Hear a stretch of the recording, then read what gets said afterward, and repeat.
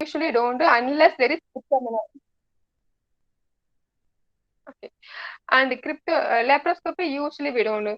First, blood in hormonal investigations and hemoglobin status, CT, MRI, karyotyping, ultrasound. This the basic investigations done. Okay. Laparoscopy only when there is cryptomenorrhea, any anomalous uterus like atresia, like that only we go for laparoscopy. Okay. So treatment of delayed puberty is first treatment underlying cause, suppose thyroid, PCOS, or malnutrition, anorexia. So any treatable cause, we have to treat them. Okay. Then if there is no cause is either familial or idiopathic means, just you have to reassure them and give them the advice of counseling about a good diet. Okay. Regular exercise like that, you have to give a good counseling and reassurance. And next condition is precocious puberty. Precocious puberty also is an uncommon condition. So what is the definition of precocious puberty?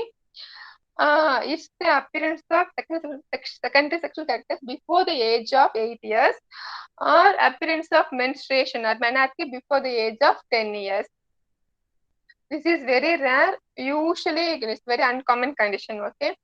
So occurrence of menstruation before 10 years, or this appearance of secondary sexual characters before 18 years, we call them as precocious puberty. And precocious puberty, we can classify uh, whether gene is dependent or independent or isolated. Okay, so gene dependent means they are complete true isosexual precocious puberty. That is in this GnRS, the gonadotropin hormones will be increased. This precocious puberty is dependent on these hormones. Tell me, what are the gonadotropins? Anyone? Luteinizing hormone, follicle stimulating hormone. Yes, FSH, LH. So this precocious puberty is dependent on FSH and LH. The common causes may be idiopathic or CNS lesions of any benign condition like craniopharyngioma, hematomas, and hypothyroidism, and treatment following congenital adrenal hyperplasia. Okay. Next next category is incomplete isosexual precocious puberty. This incomplete variety is not dependent on gonadotropins. Okay, so they are independent of gonadotropins and gonadotropin releasing hormones. Okay, that means there may be isolated precocious development of breast, or only menstruation will be precociously have occurred. Okay, these common causes are ovarian tumor secreting the hormones. Okay, secrete. What are the See, some of you has come to clinical posting now. Tell me the ovarian tumor secreting hormones, some hormone secreting ovarian tumors.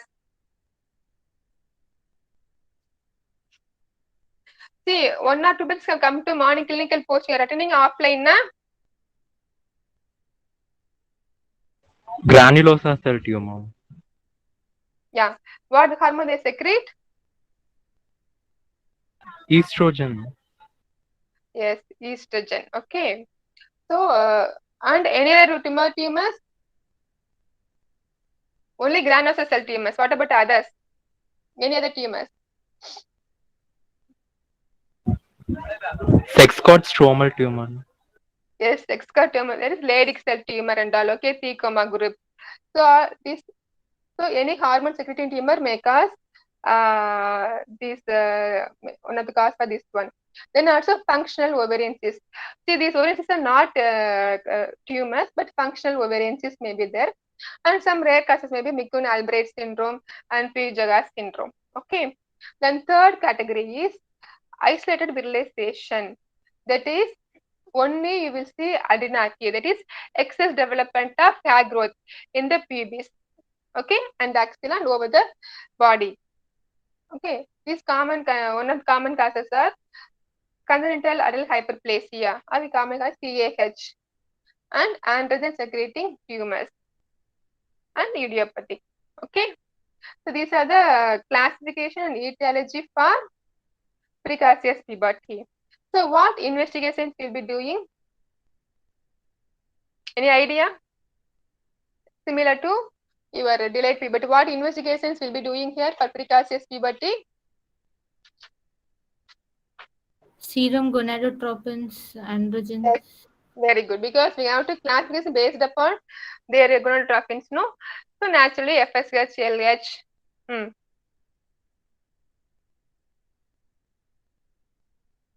And for all gynecological problem, thyroid is very must.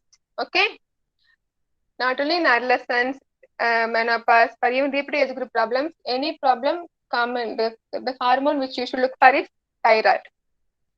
So you can do gonadotropins like FSH, LH, then thyroid. Okay? Then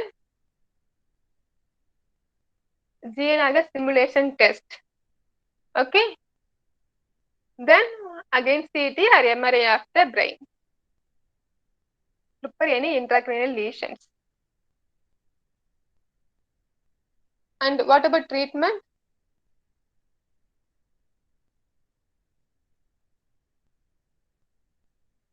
So treatment depends upon the cause.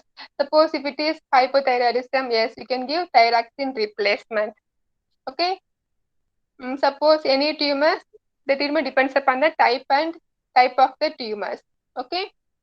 Then suppose if it is familial idiopathic, what will you do? If you are able to diagnose any, identify any cause, you will treat the cause. Suppose if it is idiopathic,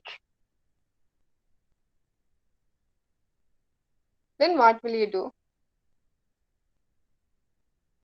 We can give GnRH agonist, again as analogs, because only pulsatile release of GnRH causes the development of sexual characters.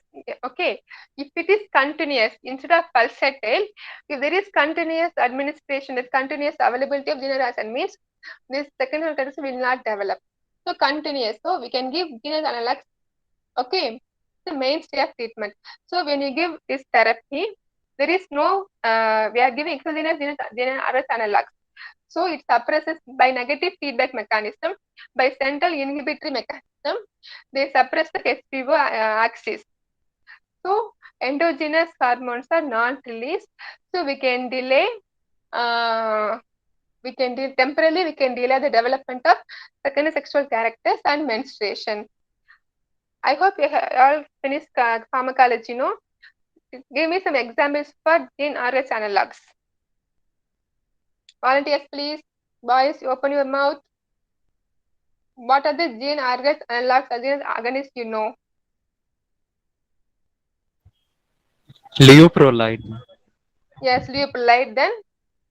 Goserelin. Yes, goserelin, buserelin. Nafarelin. Yes, good.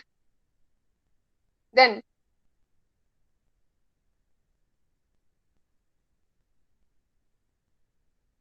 triptorelin and all, okay? So commonly we are using leuprolide, triptorelin, buserelin. In what other conditions can you using genus analogs? Leave this precocious puberty. Abnormal uterine bleeding. Okay, so abnormal uterine bleeding. And then? Fibroids, ma'am. Endometriosis. Yes, medical management of fibroids, endometriosis. Okay, these are the few conditions. But what are the problems with the gene therapy, ma? Problems with the gene therapy, agonist therapy. Long term, there'd be hot flashes or Very good, very good. osteoporosis. Yeah. So one thing is they are costly. Next one is when you give it for more than 6 months, they will produce menopausal-like symptoms. So you cannot use it for more than 6 months, or if you need to use it for more than 6 months, you have to give add-back therapy with HRT. Okay. Okay. Here to suppress this precocious sexual development, we can give GnRH analogs. Okay. We are using buserelin the dose of 100 microgram nasal spray daily, or injection leuprolide 7.5 milligram monthly. You can use, or you can use triptorelin also 11.25 milligram 3 monthly injection. As I told, we cannot use it for long term. If you are going to use for more than 6 months, you have to give calcium and vitamin D supplementation. Okay. Like injection DMPA are not much of use. They have tried this injection DMPA or cyproterone, but they are not much useful. So the mainstay approved therapy is only GnRH agonist therapy. Okay. Have you heard of injection DMPA anywhere else? What is Antarama? Dipomedroxyprogesterone acetate, no? Yes, where have you heard this Antara? Injectable contraceptive Yes, given free of cost. yeah, yes, good. So, and the common problems you have told now already, this acne, hirsutism, dyspnea, pubertal AUB. The main reason for pubertal AUB is immaturity of hypothalamus pituitary ovarian axis. So usually, 1 to 2 years after menarche, the cycles may be irregular.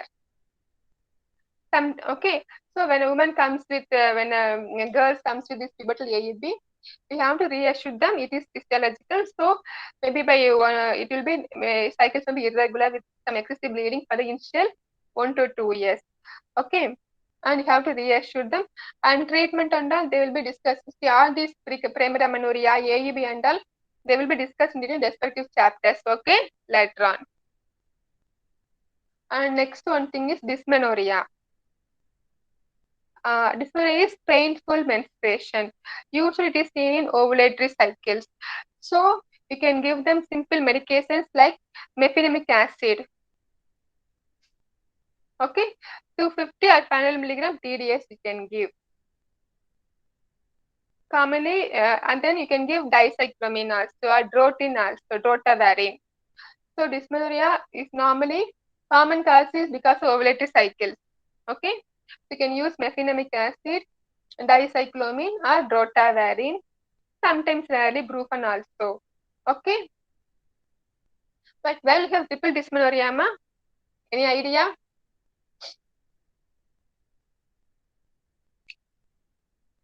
Triple dysmenorrhea, the severe dysmenorrhea before, during, and after menstruation.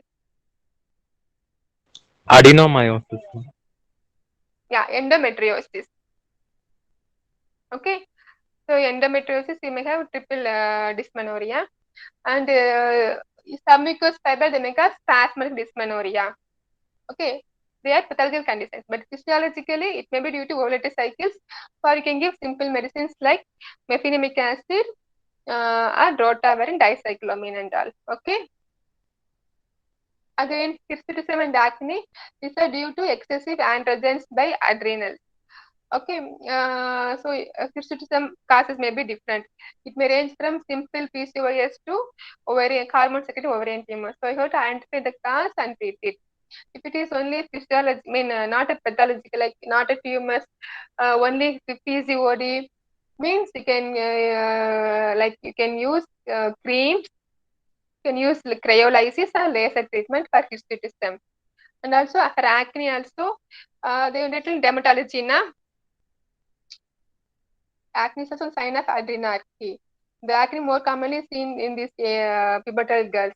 So they will use normally erythromycin, doxycycline, or and we can advise frequent face wash. Suppose we can for hirsutism and acne, we can give OC pills also.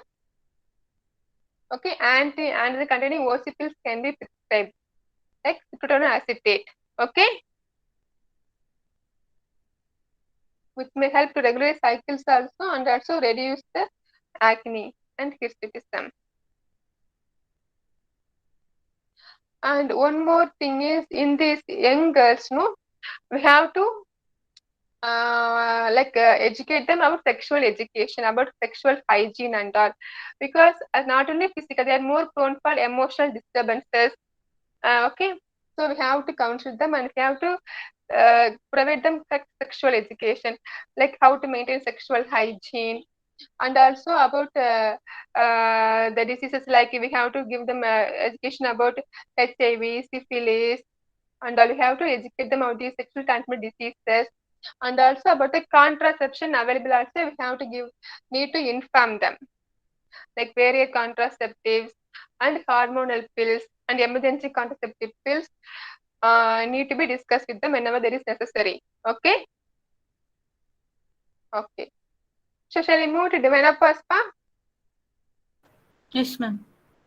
Uh, so yeah, little bit. I'm having an idea about puberty, adolescence, and what are common problems and all. No, Yes, ma'am. and also we need to discuss vaccination also, because what are the vaccines we need to give information to these young girls, because not only pediatrics, some vaccines we have to discuss for these young girls also. Any idea what vaccination? Against HPV. What is it? Yeah, Gardasil. So not only okay, we have to tell them about the vaccination, because Gardasil, is a vaccination against HPV virus, which can give protection against carcinoma, cervix, and CAN lesions. Okay, so Gardasil is a quadrivalent vaccine. We can give 0 to 6 months, and it has to be given before marriage. I guess actually ideally around 12 to 13 years. Okay, and now recently Gardasil Nano has come. What is Gardasil Nano? It is against 9 serotype. See, basic Gardasil quadrivalent means it is against 4 serotypes: 6, 11, 16, 18. And recently Gardasil Nano has come.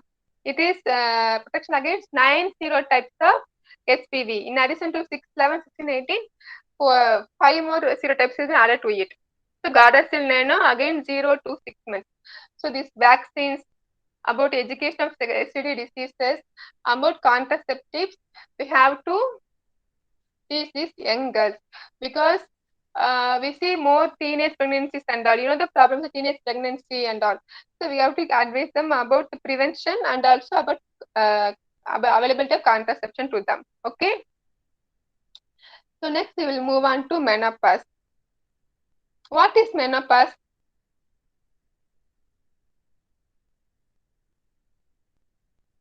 Boys, open your mouth. Sharath, are you there?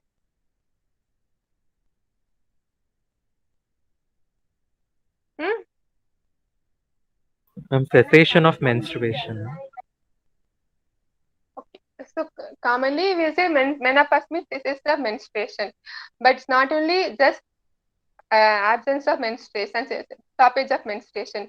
It also depletion of ovarian hormones. So the women may undergo mood changes and also some physical problems you can have, and we need to address that also. Okay. So climacteric or perimenopause is period 3 to 4 years before menopause and 1 to 2 years after menopause. So during this perimenopause climactic, there is gradual depletion of ovarian follicles, gradual decline in the ovarian hormones, leading to irregular cycles, oligomenorrhea, or infrequent cycles, and ultimately resulting in menopause. There is complete stoppage of menstruation. Okay.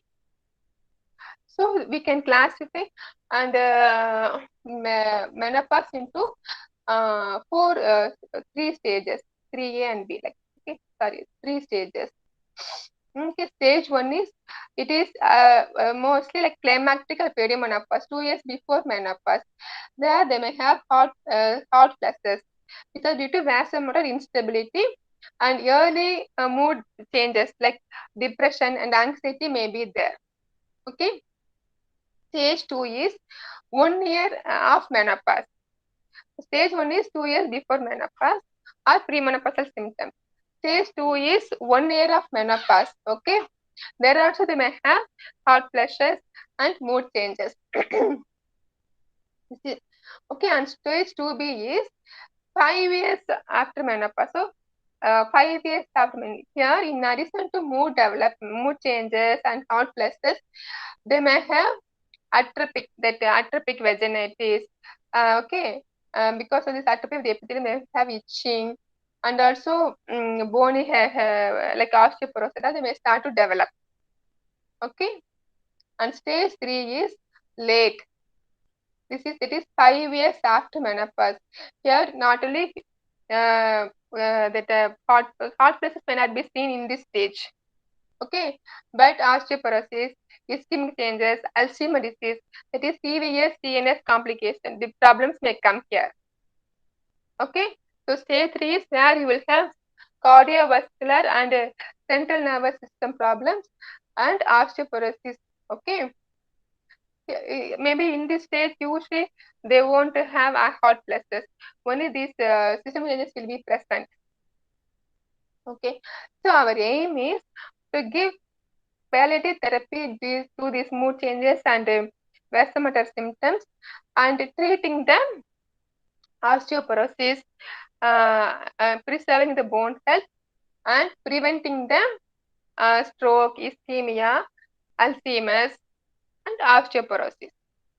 Okay, so now tell me the common symptoms of menopause woman may can have. Already we discussed many things, no? Anyone tell me what are the problems the menopause woman can have? Volunteers, please, or I will have to tell the name there. Hot flashes. What is hot flashes?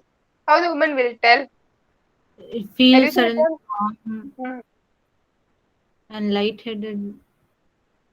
Yes, sudden vasodilatation, giving rise to especially face and neck, warmth. Okay, warmth and followed by sweating will be there. Is due to noradrenaline overdrive. Because of there is lesser estrogen, there is over noradrenaline serotonin drive. So this is the basic reason for hot flashes. So because of noradrenaline, they will have sudden vasodilatation, warmthness, followed by sweating. Okay, especially they will tell about in the hot flashes will be seen facial area and neck. Okay. Okay. So other problems are insomnia, that is difficulty in sleeping, loss of sleep, headache, anxiety, depression, and fear of having cancer. Okay. And because of this atrophic epithelial changes, may have dyspareunia, decreased libido, irritability, and urinary problems like stress incontinence, urge incontinence. What is stress incontinence? All have you dealt prolapse, no, in clinical posting and all. So tell me, what is stress incontinence?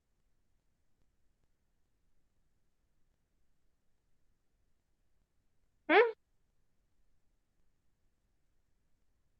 Murali Karthik. Murali Karthik. Just are you there or not? Lingaswamy. Ajay Sriram. What is stress incontinence, pa?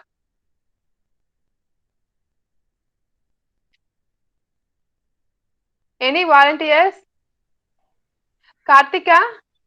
Ma'am, that's dribbling of urine with increased abdominal No, no. pressure. What I'm asking, Karthika, whether people are there attending or just they are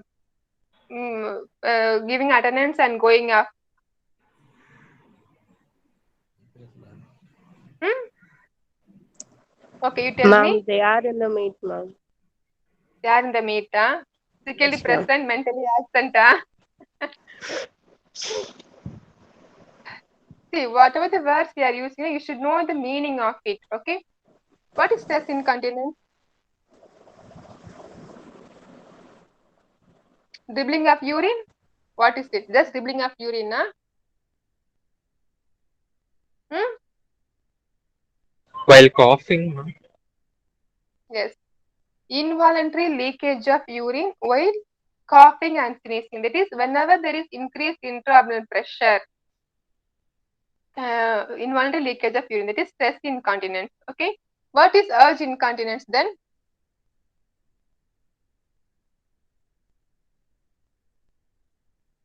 Again, so silent. The patient feels like urinating, but before they could go to the restroom, there'll be incontinence, there'll be rubbing of urine. So, there is involuntary leakage of urine whenever there is strong desire to pass urine. Okay. Okay. Good. So then, how will you manage these menopausal symptoms? First, counseling. We have to counsel the woman. These are the normal changes of menopause because of lack of hormones like estrogen. Okay, and we have to advise them about diet and exercise also.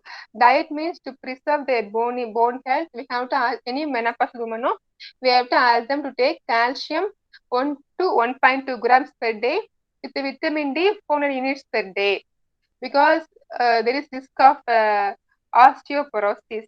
What is osteoporosis?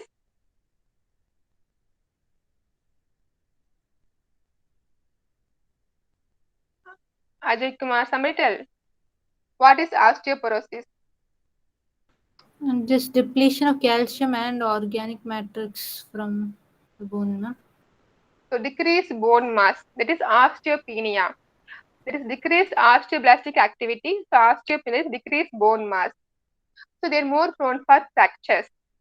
So to prevent them, we have to advise any menopausal woman to take calcium 1 to 1.2 grams per day and vitamin D 400 units per day and also vitamin C, E, like that. Okay, and soya beans.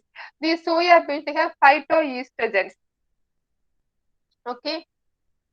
So as they are phytoestrogens, they have a good effect on bone health and mood changes and all. Okay.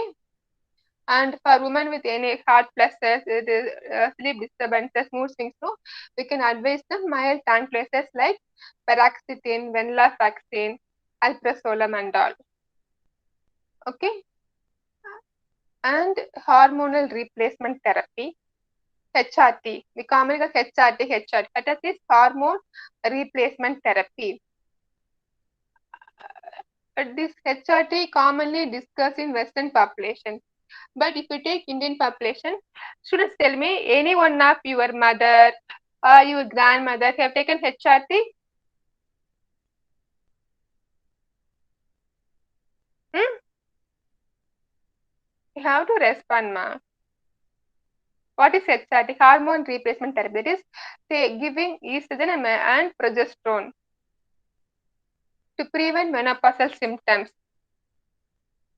They are different from OC pills because here in HRT commonly used estrogen preparation is this that is conjugated estrogen. Okay, conjugated equine estrogen is used in the dose of 0.625 milligram and with additional progesterone, either medroxyprogesterone or norethistron. If the uterus is not there, if there is any surgery like hysterectomy, for hysterectomist woman, there is no need to add progesterone component. But for a woman with intact uterus, we have to give combination. We have to add on progesterone also. Okay. So in HRT, is like either conjugated equine estrogen in the dose of 0.65 milligram or micronized estradiol or estradiol valerate or ethyl estradiol are used dose of 1 milligram. And common progesterone used is medroxyprogesterone in the dose of 2.5 milligram or 5 milligram or norethistron in the dose of 1 milligram. Okay. This is the hormones they are used in HRT. But tell me whether any one of your relatives have used HRT? Because in India, there is not much awareness or we are not using HRT often. Our women more happily with with vitamin preparation, walking, sunlight and all. Okay. Even if there is any problem, they don't reveal much also. That's the one reason for not using HRT. Okay. So who needs HRT? Not every woman needs HRT. Only symptomatic women that with frequent hot flushes, okay, or frequent mood swings, and any bony like osteoporosis, like that. Very only few indications for HRT. Not all menopausal women should be prescribed HRT. Okay.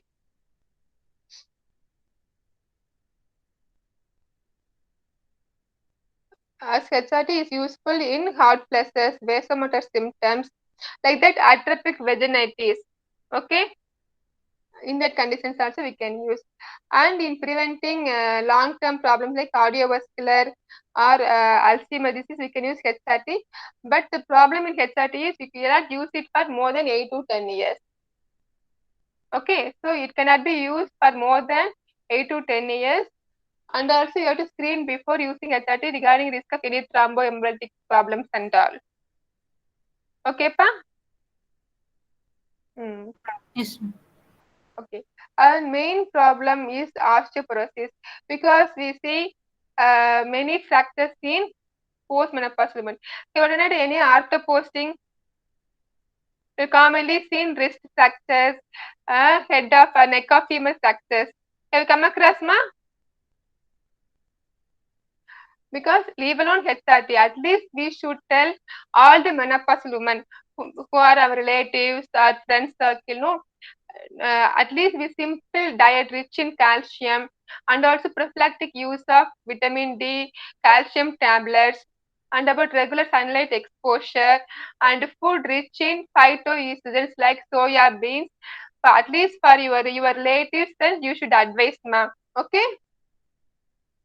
And suppose the main problem is osteoporosis commonly seen in Indian women. That I want to discuss in detail. Okay. How to diagnose osteoporosis? You need to take X-ray of L5S1 or X-ray of femur. Okay, head and neck of femur. And you have to, and you can take not only X-ray, you can take DEXA or MRI. And T-score they will give. The T-score is more than 2.5 mean, then risk of osteoporosis is there.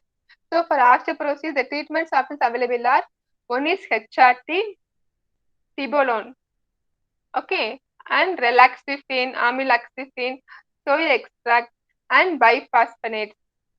And prophylactically, we can give calcium, vitamin D extra. Okay, diet rich in this thing. Okay, what are the biphosphonates you can use? Any idea? I going ortho posting, no? Alendronate, pamidronate. Yes.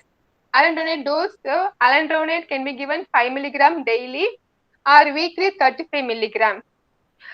How will you give biphosphonates? How will you ask someone to take biphosphonates?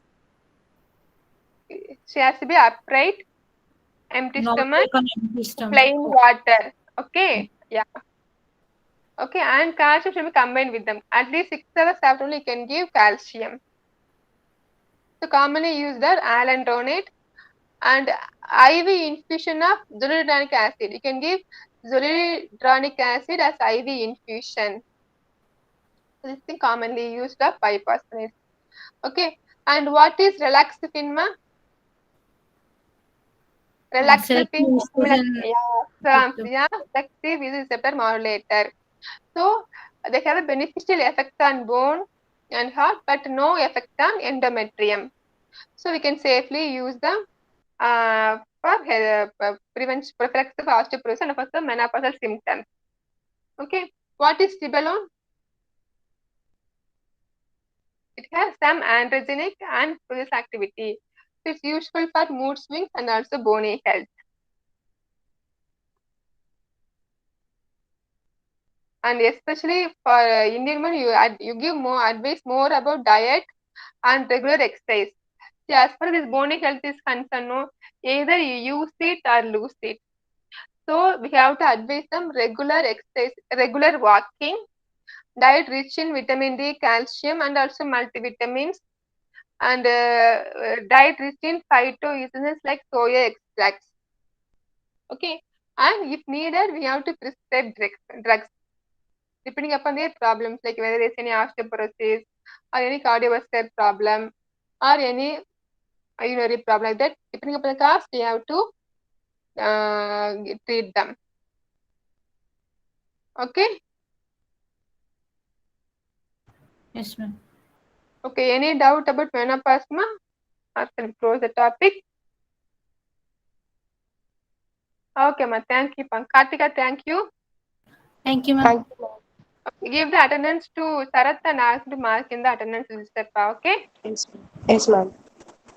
Okay, Guys, thank please you. don't leave the meet. I'll take the attendance. Okay.